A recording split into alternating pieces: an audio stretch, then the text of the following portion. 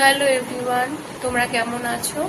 আমি শারীরিক দিক থেকে ভালো আছি, কিন্তু মনটা একটু খারাপ। কারণ এই যে 12ই জুন দেখলেই যে কি হলো, বিমান দুর্ঘটনাতে কত মানুষের প্রাণ চলে গেল, সেই নিয়ে ফোন খুললেই সেই ছবি, সেই ভিডিও, সত্যি দেখে দেখে একটু মনটা দেখে কি শুনেই আমি ভাবছি বাবা কি অবস্থা। প্রত্যেকটা বছরই জুন মাসে একটা না একটা করে কত মানুষের প্রাণ যাচ্ছে।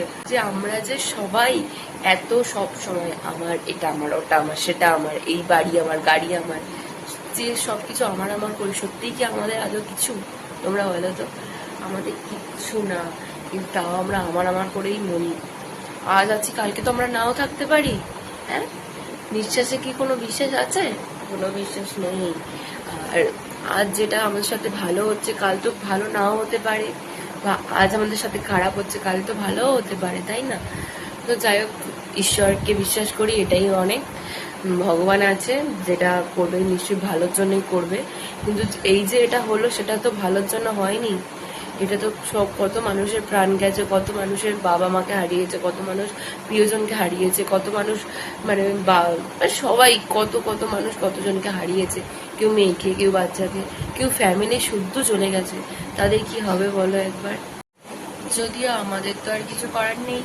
তো চলো, ভিডিওটা কন্টিনিউ করছি। আজকে সারাদিন কি করবো না করবো সবকিছুটাই তোমাদের সাথে শেয়ার করব, তো তোমরা দেখতে থাকো। তো তারপর স্নান টান করে নিয়েছিলাম, আর মা এদিকে গোপালকেও পুজো দিয়ে দিয়েছিল। তো চলো চুলটা ভালো করে মুছে নিই, কারণ শ্যাম্পু করেছি পুরোটা ভিজে আছে। এই যে দেখো, আজকে আমি খাচ্ছি চানাচুর দিয়ে, আলু তরকারি দিয়ে, আর শসা দিয়ে মুড়ি। আমার মা কি দিয়ে খাচ্ছে দেখো, সব নিয়েছে। ঢ্যাঁড়সের ঝাল নিয়েছে, তারপরে তরকারি নিয়েছে, আর শসা নিয়েছে। তোমার ঢ্যাঁড়সের ঝালটা কি করে তোমরা খাও? আমার তো কেমন হয় ঢ্যাঁড়স ট্যাঁড়স খেতে, আমি এগুলোই খাই। হাই, কখন তুলে দিয়েছে পাতে! তুমি তোলো, তুমি আগে তোলো। আমি দুটো খাবো না, তুমি আগে তোলো পাত থেকে। তোলো তোলো তোলো, না তুমি আগে তোলো, তোলো আগে। একটাও খাবো না, তুমি তোলো আগে। তো এই যে ভাত খেতে বসে গেছি, আজকে শনিবার তাই নিরামিষ হয়েছে। 2000 years later. তো ভাত টাত খেয়ে দিয়ে ঘুমিয়ে পড়েছিলাম, তারপরে আর ভিডিও করা হয় না সেইভাবে। তো চলো, মা বর্দিভাই আম কেটেছে, আমি আর মা একটু আম খেয়ে নিই। আর তারপরে আবার আজকে একটা কালী পুজো বাড়ি আছে, কালী পুজো বাড়ি যাবো সবাই মিলে, সেটাও তোমাদের সাথে শেয়ার করবো। তো তোমরা দেখতে থাকো। তো এটা আম খাচ্ছি, তরমুজ ভেবো না, পেছনে আম দাগ দাগ হয়ে গেছে বলে তরমুজের মতো কাটা কাটা মনে হচ্ছে বলো। এই যে দেখো, আজ শনিবার, বললাম কালী পুজো বাড়ি যাবো, তার জন্য ড্যাডি কত ফুল নিয়ে এসছে। আর এমনি আমাদের রেগুলার পুজোর জন্য ফুল নিয়ে এসছে, আমার গোপাল আছে না, গোপালের জন্য ফুল এনেছে। আর এই যে দেখো, তারপরে মা গোপালকে খেতে দিয়ে দিয়েছিল, সন্দেশ এনেছিল ড্যাডি। আর এখানে মা একটু বেরিয়ে পড়েছে আমাকে রেখে, মা ড্যাডি চলে গেল মাসির বাড়ি। তো তারপরে একটু চা করেছিলাম, আমি বর্দিভাই ছিলাম, তাই আমি বর্দিভাইয়ের শেষ দিকে একটু চা খেয়ে নিলাম। আর তারপর দেখি না, এই যে ঠাকুরটা নিয়ে যাচ্ছে, যেখানে আজকে কালী পুজো বাড়ি যাবো সেখানেরই ঠাকুরটা নিয়ে যাচ্ছে।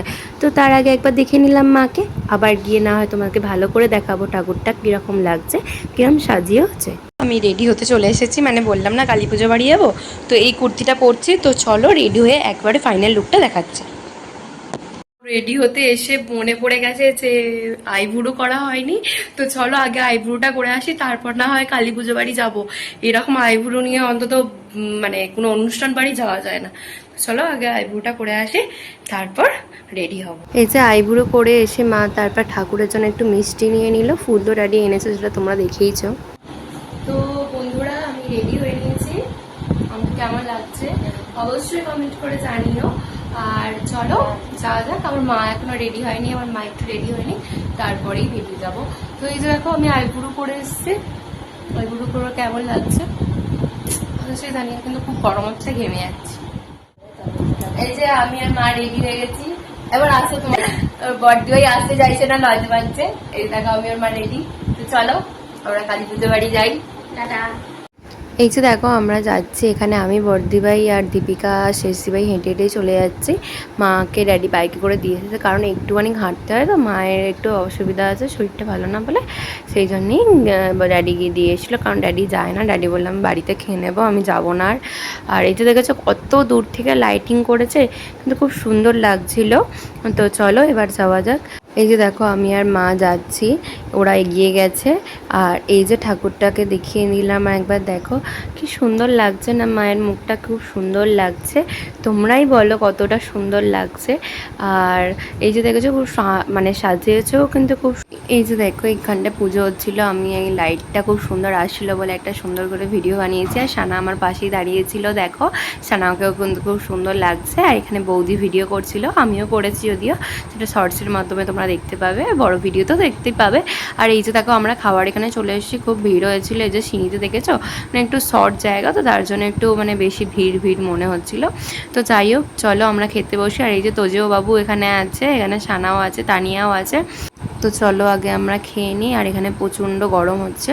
আর রান্না হয়েছিল লুচি, বেগুন ভাজা, ঘুগনি, আলুর দম, আর তারপর চাটনি, পাঁপড় আর বোঁদে।